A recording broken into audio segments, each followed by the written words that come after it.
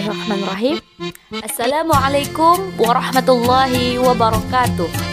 Hello guys, teman-teman kreatif sekalian. Apakah kalian pernah mendengar apa istilah dari pantang larang? Mungkin sebagian dari teman-teman belum pernah mendengar atau mengetahui apa saja sih pantang larang yang ada di masyarakat Melayu kita. Jadi, kami dari kelompok 9 ingin membahas tentang apa-apa saja pantang larang masyarakat Melayu Pontianak. Pantang larang merupakan pekerjaan atau perbuatan yang dilarang melakukannya oleh masyarakat yang disertai adanya sanksi berpedomankan pada leluhurnya. Pantang larang yang merupakan kebudayaan primitif mampu mengendalikan tingkah laku individu yang masih memegangnya. Pengendalian ini dengan cara memberikan ancaman pada setiap pantangan. Asal-usul pantang larang tidak ada yang mengetahuinya sejak kapan bermula, karena pantangan ini sudah menjadi kebiasaan yang datangnya dari nenek moyang secara turun-temurun. Pantang larang diamalkan oleh masyarakat Melayu Pontianak, yang mana bertujuan untuk mendidik masyarakat agar mengamalkan nilai-nilai murni dalam kehidupan mereka. Pantang larang seperti harta pusaka nenek moyang mereka. Bagi mereka, ada tanggung jawab untuk mengamalkannya dan menurunkan tradisi itu kepada anak-anak atau cucu-cucu mereka. Amalan masyarakat Melayu Pontianak, pantang larang adalah sebagai panduan dan juga untuk mendidik tidak kira tua atau muda ke arah yang lebih baik. Adapun macam-macam pantang larang masyarakat Melayu Pontianak. Yang pertama, pantang bagi anak gadis untuk mandi di waktu malam, senja dan maghrib, yang mana nanti digigit atau dicubit hantu air. Bermakna dari ungkapan pantang larang ini sebenarnya mau menasihati anak perempuan atau anak gadis supaya jangan mandi malam-malam di waktu senja, karena tentu saja mengganggu kesehatan tubuh. Pantang bagi seseorang pagi-pagi duduk termenung di depan pintu, yang mana akan jauh rezeki dan balang tunangnya.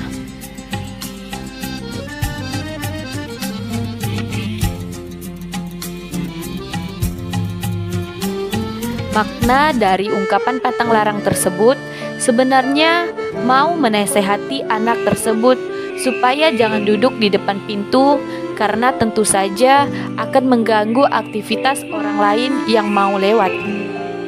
Pantang bagi seseorang untuk menjemur baju di malam hari, karena takut kena ludah setan.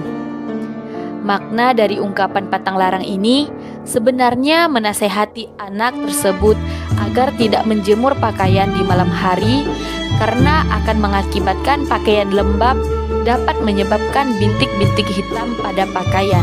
Pantang bagi seseorang untuk tidur di waktu maghrib, nanti disuruk atau disembunyikan orang bunian, biasa disebut dengan hantu. Yang bermakna dari ungkapan pantang larang ini sebenarnya menasehati anak tersebut agar tidak tidur maghrib-maghrib, karena tidak baik bagi kesehatannya. Selanjutnya, pantang bagi orang hamil duduk di depan pintu. Nanti kalau lahir anaknya melintang atau sunsang. Makna dari ungkapan pantang larang ini sebenarnya menasihati ibu hamil untuk tidak duduk di depan pintu, karena akan menghambat aktivitas orang lain yang mau lewat. Pantang bagi seseorang untuk memotong kuku pada malam hari, yang mana nanti akan menyebabkan pendek umur.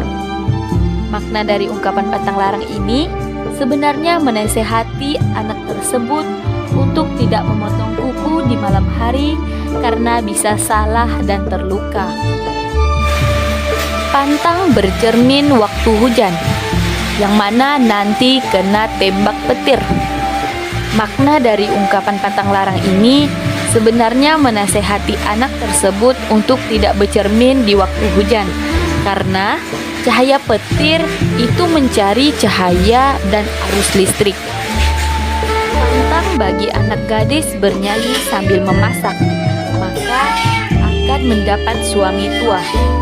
Makna dari ungkapan pantang larang ini sebenarnya menasehati anak gadis untuk tidak bernyanyi sambil memasak, karena bisa membuat masakan kurang steril atau air liur bisa saja muncrat ataupun keluar dari mulut saat bernyanyi. Pantang bagi seseorang untuk memukul-mukul periuk nasi akan jauh dari rezeki. Makna dari ungkapan pantang larang ini sebenarnya menasehati kita untuk tidak memukul-mukul periuk nasi karena akan merusak wadah menanak nasi. Selanjutnya, pantang bagi orang hamil melilitkan syal atau selendang ke lehernya, karena nanti anaknya kelilit tali pusar. Makna dari ungkapan pantang larang ini sebenarnya menasehati ibu hamil untuk tidak melilitkan syal atau selendang ke lehernya agar tidak tercekik dan menghambatkan pernapasan. Pantang bagi seseorang memasak keasinan, tanda akan atau nak bersuami lagi. Makna dari ungkapan pantang larang ini sebenarnya menasehati anak perempuan untuk tidak asin dalam memasak, karena itu merupakan kemubaziran. Pertama, mubazir akan pemberian garam, dan yang kedua, mubazir akan masakan itu sendiri karena keasinan tidak dapat dimakan lagi. Yang terakhir, pantang bagi seseorang duduk di atas bantal, karena nanti akan menyebabkan pantatnya berbisul. Makna dari ungkapan pantang larang ini sebenarnya untuk menasehati anak agar tidak duduk di atas bantal karena bisa menyebabkan bantal itu sobek. Nilai-nilai yang terkandung dalam pantang larang masyarakat Melayu Pontianak antara lain: yang pertama, nilai agama; yang kedua, nilai pendidikan; yang ketiga, nilai adat; dan yang keempat, nilai kesehatan. Jadi, dapat kita simpulkan bahwasanya ungkapan pantang larang dalam masyarakat Melayu Pontianak memiliki makna tersirat dan tersurat dengan struktur yang dominan.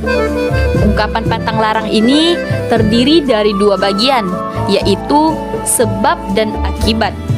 Selain memiliki makna dan struktur, ungkapan pantang larang juga memiliki nilai-nilai seperti nilai agama, nilai pendidikan, nilai adat, dan nilai kesehatan. Dalam masyarakat Melayu Pontianak, ungkapan pantang larang memiliki kedudukan yang cukup istimewa. Hal ini dikarenakan ungkapan pantang larang memiliki kekuatan gaib atau ajaib. Ungkapan pantang larang dalam masyarakat Melayu Pontianak memiliki kedudukan sebagai penuntun hidup dan pedoman mereka dalam melakukan sesuatu.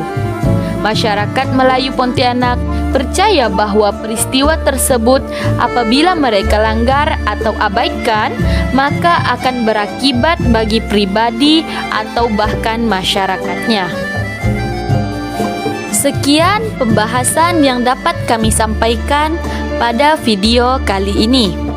Semoga apa yang kami sampaikan bermanfaat bagi teman-teman semuanya.